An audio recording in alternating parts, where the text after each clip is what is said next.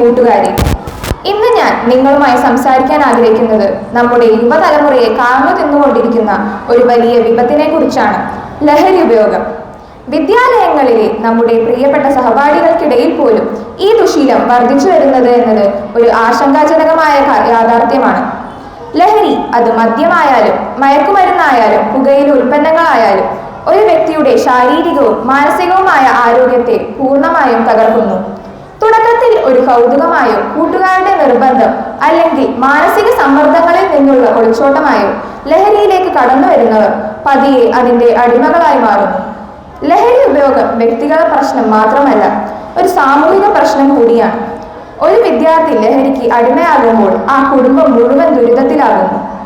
അവർക്ക് സാമ്പത്തിക ബുദ്ധിമുട്ടുകൾ ഉണ്ടാകാം, കുടുംബ ബന്ധങ്ങൾ തകരാറിലാകാം, സമാധാനം നഷ്ടപ്പെടാം. ഇത് സമൂഹത്തിൽ കുറ്റകൃത്യങ്ങൾ വർദ്ധിക്കാനും കാരണമാകുന്നു. വിദ്യാർത്ഥികളിൽ ലഹരി ഉപയോഗം പഠനത്തിൽ നിന്നുള്ള ശ്രദ്ധ കുറയ്ക്കുകയും ഓർമ്മശക്തി ഇല്ലാതാക്കുകയും ചെയ്യുന്നു.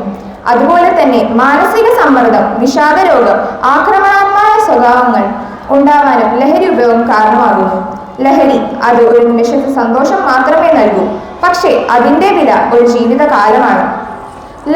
ലഹരി ഉപയോഗിക്കുന്നതിലൂടെ നമ്മുടെ ജീവിതമാണ് ഇവിടെ നഷ്ടപ്പെടുന്നത്. ആരോഗ്യമുള്ള യുവതലമുറയിലൂടെ മാത്രമേ ശക്തമായ ഒരു രാഷ്ട്രം കെട്ടിപ്പടുക്കാൻ സാധിക്കുകയുള്ളൂ.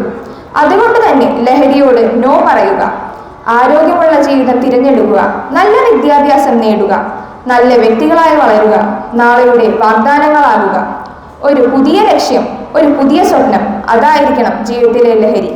പ്രിയ കൂട്ടുകാരെ, നമുക്ക് മുന്നേറാം, ജീവിത ലക്ഷ്യം മുറുകെ പിടിച്ച് ദൃഢനിശ്ചയത്തോടെ. നന്ദി, നമസ്കാരം.